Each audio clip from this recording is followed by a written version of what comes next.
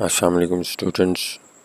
Last time हमने statistics के हवाले से हमने जो टॉपिक्स डिस्कस किए थे उसमें एक कार्टोग्राम और एक पिक्टोग्राम है।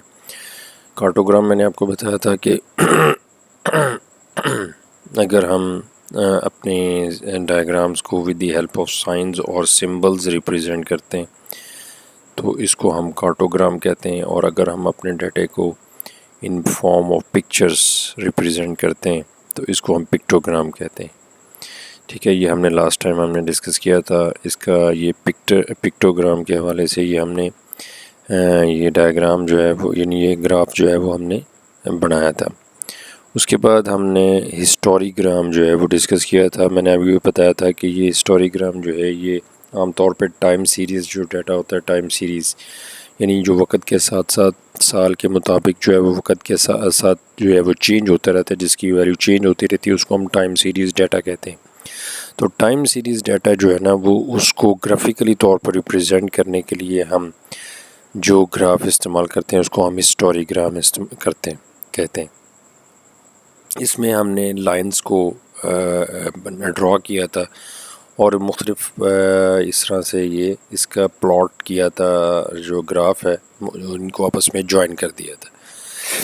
लास्ट टाइम हमने स्टैटिस्टिक्स के हवाले से ये चीज़ डिस्कस की थी। आज हमने हिस्टोग्राम जो है वो हमने डिस्कस करना है। वो पहले जो हमने डिस्कस किया था वो हिस्टोरीग्राम है। हिस्टोरीग्राम मैंने आपको जिस तरह से बताया कि टाइम सीरीज़ डाटा जो है ना वो उसके लिए इस्तेमाल किया जाता है, लेकिन ये जो हम डिस्कस कर रहे हैं वो हिस्टोग्राम है। हिस्टोग्राम आमतौर पे जो हमने टॉपिक पढ़ा था फ्रीक्वेंसी डिस्ट्रीब्यूशन के हवाले से, जिसमें हम टैली शीट्स वगैरह बनाते हैं और फ्रीक्वेंसी दी होती है, क्लासेस दी होती हैं, ठीक है, क्लास लिमिट्स दी होती हैं, क्लास बाउंड्रीज दी होती हैं, तो उससे हम उसकी वो टैली शीट्स निकालते हैं। तो फ्रीक्वेंसी डिस्ट्रीब्यूशन को ग्राफिकली तौर पर रिप्रेजेंट करने के लिए हम जो ग्राफ इस्तेमाल करते हैं जो उसको हम हिस्टोग्राम कहते हैं। और इसमें इस तरीके से इसमें जो पॉइंट्स इसके हवाले से जो हैं वो ये हैं, जिसमें इसका मैं आपको एक ग्राफ दिखा रहा हूँ। इसमें जो है ये रेक्टेंगल्स, इनको हम रेक्टेंगल्स बोलेंगे, यानी ये रेक्टेंगल्स हैं। ये फ्रीक्वेंसी डिस्ट्रीब्यूशन का ग्राफ डिज़ाइन करने के लिए जो चीज़ हमारे जहन में होनी चाहिए वो ये है कि इसमें हम ये जो रेक्टेंगल्स हैं वो एडजस्टेंट बनानी है। एडजस्टेंट का मतलब है साथ साथ, यानी उनके दरमियान में गैप नहीं होना चाहिए, वो एक दूसरे के साथ साथ मिली होनी चाहिए, इसलिए इसको हम कहते हैं एडजस्टेंट रेक्टेंगल्स। तो इसमें जो है हिस्टोग्राम है, इसको हमने इसमें फ्रीक्वेंसी डिस्ट्रीब्यूशन के हवाले से रिप्रेजेंट करने के लिए हमने इसमें जो रेक्टेंगल्स बनानी है वो एक दूसरे के साथ साथ होनी चाहिए। और इसका जो एरिया है, यानी ये चीज़ जो है ना वो इसका एरिया कहलाती है, ठीक है ना। तो ये जो एरिया ऑफ रेक्टेंगल है ये प्रोपोर्शनल है, यानी किसके बराबर है, जो हमें फ्रीक्वेंसी उसमें गिवन होती है, यानी डाटे की जो फ्रीक्वेंसी गिवन होती है वो उसके प्रोपोर्शनल है, यानी area of rectangle is proportional to the given frequency in the data. और चीज़ जो है वो इसमें ये, अगर तो क्लास बाउंड्रीज़ पहले से दी हुई हैं तो ठीक है, लेकिन अगर क्लास लिमिट्स दी हुई हैं तो पहले आपने उसकी क्लास बाउंड्रीज़ बनानी है, यानी क्लास लिमिट से आपने उसकी क्लास बाउंड्रीज़ क्रिएट करनी है और फिर उन क्लास बाउंड्रीज़ को आपने ग्राफ के अंदर कंसिडर करना है, ठीक है। तो लिहाजा अगर क्लास बाउंड्रीज़ दी हुई हैं तो फिर तो ठीक है, अगर नहीं दी हुई तो आपने क्लास लिमिट से पहले क्लास बाउंड्रीज़ बनानी है। इसके अलावा एक और चीज़ है कि ये जो इसकी जो चौड़ाई है, यानी जो रेक्टेंगल की जो विड्थ है, ये किसके मुताबिक होनी चाहिए, यानी क्लास इंटरवल साइज़, यानी जो क्लास बाउंड्रीज़ हैं उनके क्लास इंटरवल साइज़ के मुताबिक। मसलन इसके और इसके दरमियान में जो ये है ये इसकी विड्थ है, इसके दरमियान में जो जितना गैप है वो इसकी विड्थ है, यानी जो इन रेक्टेंगल्स की जो चौड़ाई है वो क्लास इंटरवल साइज़ के बराबर होनी चाहिए, ठीक है। और इसकी जो हाइट है, यानी जो इसकी रेक्टेंगल की हाइट है वो जो गिवन फ्रीक्वेंसी है क्लासेस की जो उसके मुताबिक होनी चाहिए, यानी जितनी फ्रीक्वेंसी गिवन होती है उसके मुताबिक इसकी हाइट होगी। तो इसके अलावा जो क्लास बाउंड्रीज़ हैं वो आपने अलोंग एक्स एक्सिस प्लॉट करनी है और अलोंग ये जो फ्रीक्वेंसी है वो अलोंग वाई एक्सिस प्लॉट करनी है।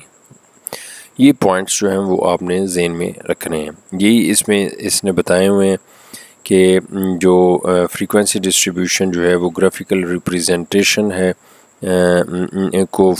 जो फ्रीक्वेंसी डिस्ट्रीब्यूशन को ग्राफिकली तौर पर रिप्रेजेंट करने के लिए हम हिस्टोग्राम इस्तेमाल करते हैं और इसमें जो आपके रेक्टेंगल्स हैं वो एडजस्टेंट होती हैं और एरिया जो है वो प्रोपोर्शनल होता है रेलेवेंट फ्रीक्वेंसी के।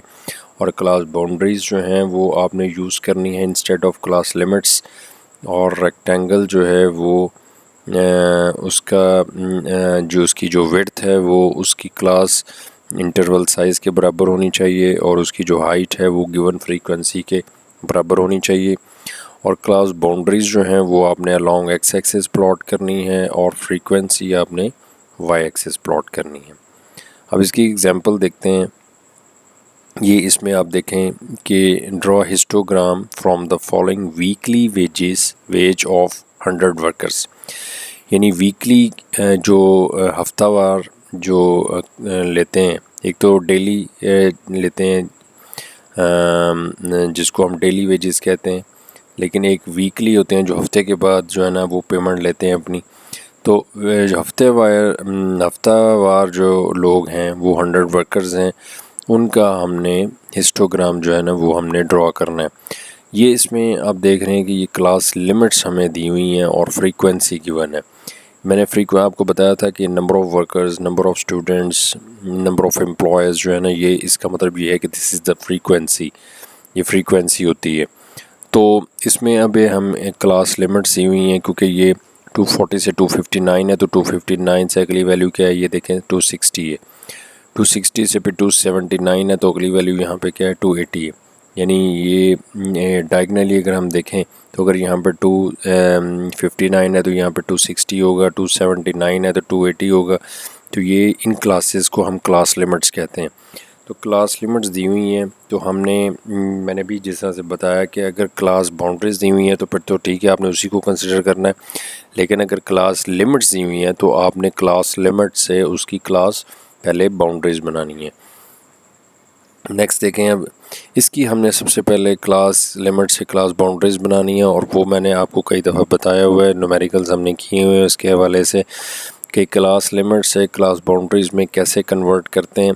ये क्लास लिमिट्स हैं, ये फ्रीक्वेंसी है। मैंने आपको बताया था कि क्लास लिमिट से क्लास बाउंड्रीज़ में कन्वर्ट करने के लिए ये आप डायगनली वैल्यू देखें, इसको देखें 260 में से 259 जो है वो माइनस करेंगे तो वैल्यू जो है ना वो 1 आएगी। 1 को जो आंसर है उसको 2 पे डिवाइड करेंगे तो वो जो वैल्यू आएगी वो इस कॉलम में माइनस करते जाना है और इस वाले कॉलम में उसको प्लस करते जाना है। तो ये आपकी क्लास बाउंड्रीज़ बनती जाएंगी। तो क्लास लिमिट से क्लास बाउंड्रीज़ आपने जब बना ली हैं तो उसके बाद आपने इसका ग्राफ ड्रा करना है। मैंने आपको जिस तरह से बताया कि आपने ग्राफ के अंदर क्या चीज़ कंसिडर करनी है, क्लास बाउंड्रीज़, इनको कंसिडर करना है और फ्रीक्वेंसी को। और क्लास बाउंड्रीज़ जो हैं वो अलोंग एक्स एक्सिस आएंगी और जो फ्रीक्वेंसी है वो अलोंग वाई एक्सिस आएंगी। जिस तरह से ये देखें, ये क्लास बाउंड्रीज़ हैं, ये आप देखें पहली वैल्यू है 239 से 5, ठीक है। और अगली यानी इन इसको क्लास इंटरवल साइज़ को कंसिडर करना है 239.5 और 259.5, यानी इसको देखना है आपने।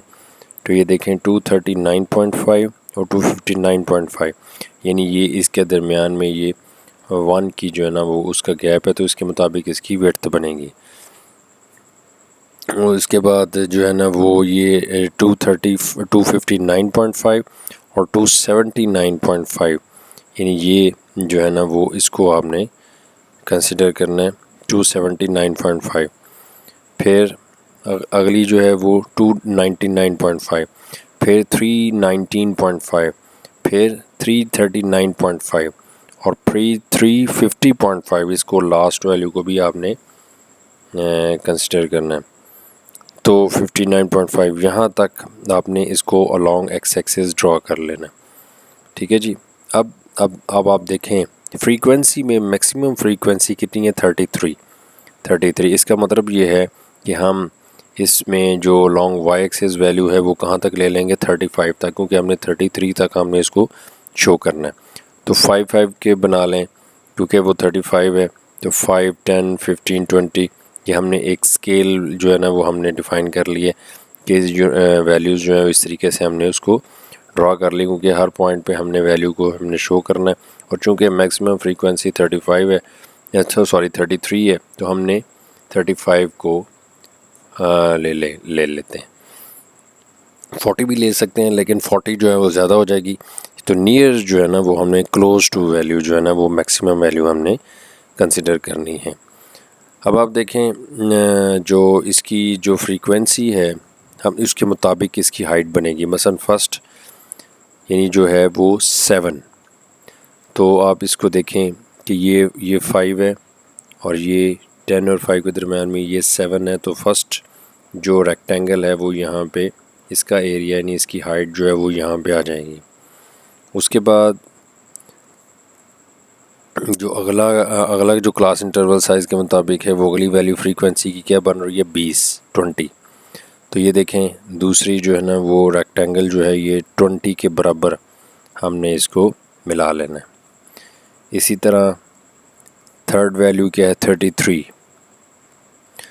तो यहाँ से आप इसको देखें ये 30 है, तो ये 33 यहाँ तक जो है ना वो इसकी हाइट है, यानी हाइट या एरिया जो है वो प्रोपोर्शनल है क्लास सॉरी फ्रीक्वेंसी के जो उस डाटे में दी हुई है।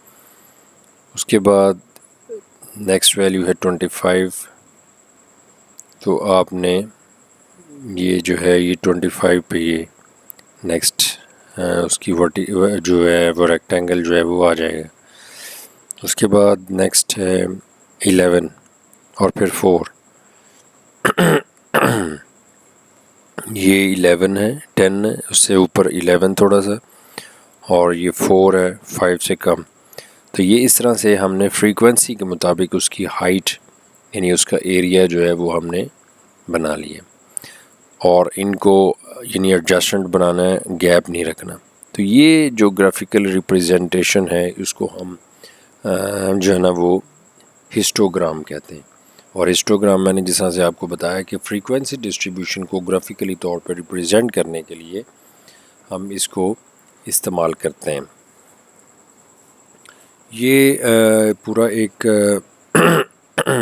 मेथड है, यानी पूरा एक ग्राफ है।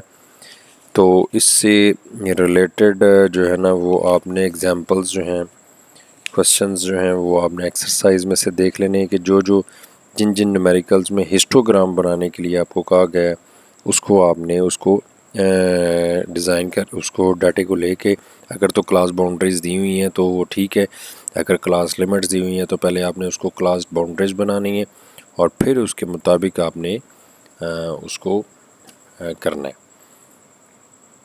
ठीक है ना जी। तो इसकी आप अच्छी तरह जो है वो प्रैक्टिस कर लें, तो फिर इंशाल्लाह जो है वो नेक्स्ट इसको डिस्कस करेंगे नेक्स्ट टॉपिक के साथ।